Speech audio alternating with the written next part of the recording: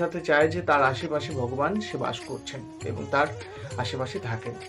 তো এটি একটি ভালো সংকেত যে আপনি যদি ফুল বা বেলপাতা যদি কোনো জিনিস ভগবানের একটি যদি আপনার কাছে এসে পড়ে, তাহলে এটি একটি ভালো লক্ষণ, যা আপনার বোঝায় যে ভগবান আপনার আশেপাশে আছে এবং কৃপা করছেন।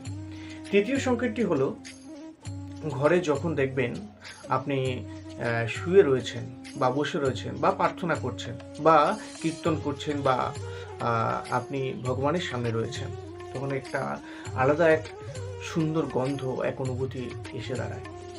সেটা কিসের অনুভূতি? আমরা সকলেই ধূপের গন্ধ জ্বালাই, কিন্তু তা সত্ত্বেও ধূপের গন্ধ ছাড়াও আরেকটি জিনিস যেন আমাদের মন মুগ্ধকর এমন একটি সুগন্ধ এসে পৌঁছায়। সেটি কী থেকে হয়?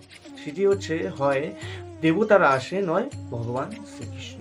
ভগবান শ্রীকৃষ্ণের এই সৌন্দর্যের অর্থাৎ এই সুগন্ধের কথা অবশ্যই আমরা শুনেছি। আসলে কথা হচ্ছে যে ভগবান এক এক সাগর, মানে সাগর বললেও কম হয়, মানে এক বিশাল আকার মহাকাশের সব একত্র করলে যা হয় সেটা হচ্ছে ভগবান, যার কোনো শেষ নেই, যার কোনো শুরু নেই। তো সেখানে ভগবানের এই যে সুগন্ধটা, দেখবেন সব কিছু মিলিয়ে যে সুগন্ধটা হয়, ফুল অগ্রু সব মিলিয়ে এক সুগন্ধ সৃষ্টি হয়, যেটা ভগবানের শরীরে থাকে। সেই গন্ধটাই আমরা পুজো অর্চনা বা কোনো মন থেকে ভগবানকে ডাকলে তখন পাওয়া যায়। তখন এই গন্ধটা পেলে বুঝবেন যে ভগবান শ্রীকৃষ্ণ বা কোনো দেবতা আপনার উপর সন্তুষ্ট হয়ে আপনার আশেপাশে রয়েছেন এবং কৃপা করছেন।